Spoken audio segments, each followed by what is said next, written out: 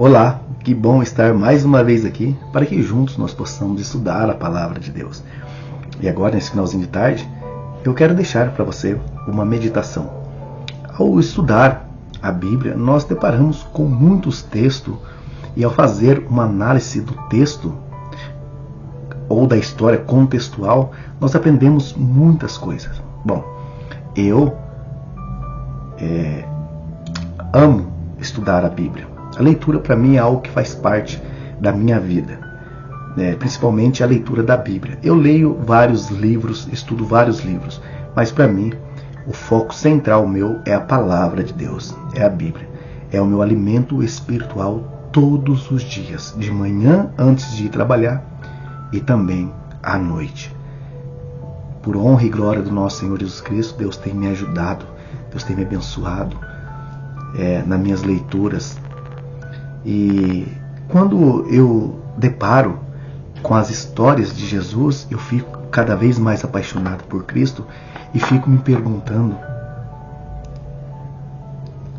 quem poderia, em sua sã consciência, ao atravessar tempestade, atravessar dor, sofrimento, ainda em meio ao caos, poderia proferir palavras de conforto para as pessoas?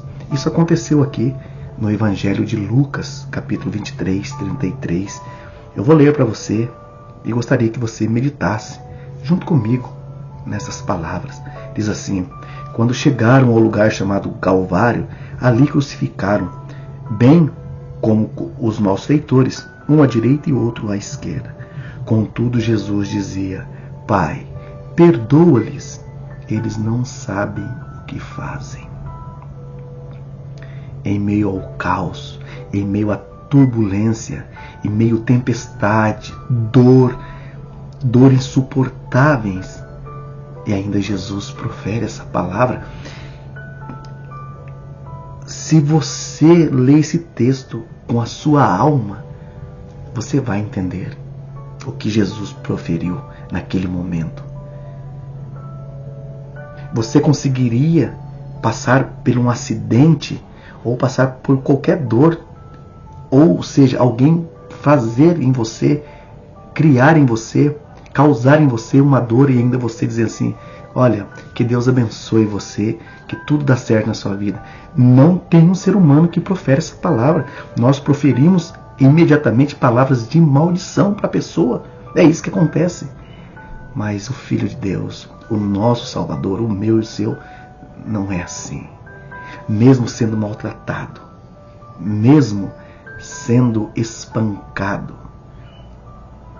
mesmo tendo sede, deram para ele fel, e ainda ele disse: Pai, perdoa, eles não sabem o que fazem. Atos capítulo 7, 51 a 58, também Estevão disse essa mesma palavra: eu vejo o céu aberto e Jesus à destra do Pai. Pai, não lhe impute a ele esses pecados. Estevão também proferiu, porque Estevão conhecia o Criador. Ele sabia, ao ser apedrejado, ele um dia iria encontrar com Jesus Cristo. Jesus Cristo, ele, sobre um estudo sobre a ciência, estudar sobre Cristo, a ciência fica espantada, porque em meio a tantos caos, um homem profere palavra de alívio às pessoas. E foi sobre estas palavras que um dos malfeitores ouviu Cristo proferindo, dizendo: Pai, perdoa, eles não sabem o que fazem. Foi quando ele ouviu essas palavras que ele abriu o coração a Deus.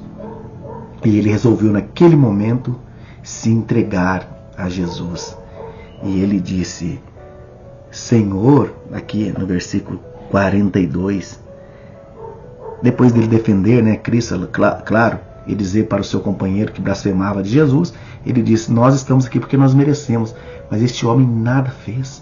E ele disse: Senhor, lembra de mim quando vieres no teu reino.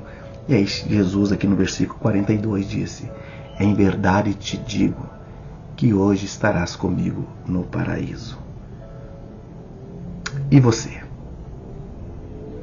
Você parou para pensar nessas palavras?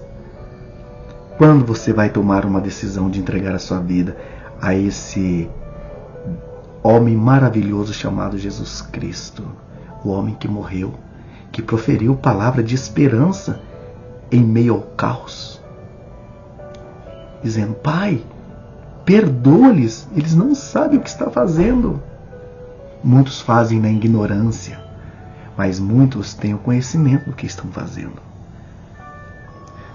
Não caia nessa bobeira de universalismo, de dizendo que não importa o que você faça, você vai ser salvo. Não caia nessa bobeira. Não caia, porque não é isso que a Bíblia ensina. Eu quero terminar essa reflexão com você lendo um texto que se encontra aqui. Esse texto é conhecidíssimo. Quem não sabe ler, quem nunca leu a Bíblia, sabe falar esse texto. Eu estou falando do texto de João, capítulo 3, versos 16. Olha o que diz o texto. Porque Deus amou o mundo de tal maneira que deu seu Filho unigênito para todo aquele que nele crê, não pereça, mas tenha vida eterna. Todo aquele que nele crê, não pereça, mas tenha vida eterna. Então, eu e você já tomamos a nossa decisão. Só um Deus misericordioso, cheio de bondade, cheio de amor, poderia ainda, em meio a todo aquele transtorno, e ainda assegurar eu e você, dizendo assim para nós: arrependa-se do seu pecado e venha a mim, e eu te darei o que você precisa, te darei descanso. Apocalipse 19:16 diz assim, que quando ele vier, na sua coxa vai estar escrito: Rei dos reis e Senhor dos senhores. E para fechar, só para fechar aqui, veja, quando Judas traiu Jesus, Jesus nunca teve medo de ser traído. Jesus nunca temeu ser traído. Jesus tinha medo de perder um amigo. Quando Judas o chegou para beijá-lo, quando Judas beijou Jesus, Jesus diz assim: com um beijo você trai o Filho do Homem? Ou seja, é isso que você realmente quer? Você sabe que você está fazendo? E aí Judas ignorou tudo e saiu. Jesus ali, ele quis que Judas refletisse nas suas ações. Você tem certeza, Judas, do que você está fazendo? Jesus ficou muito triste, porque naquele momento Jesus não estava temeroso de ser enganado, de ser traído, mas Jesus ficou temeroso porque ele perdeu ali um amigo, e Judas não se arrependeu. Isso não precisa acontecer com nenhum de nós.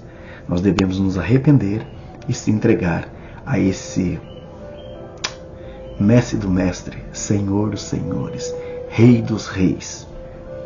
E um dia nós teremos um encontro com Ele nos ares. Que Deus abençoe grandemente a sua vida e que você tome uma decisão. Não deixe para depois, que você pode fazer hoje.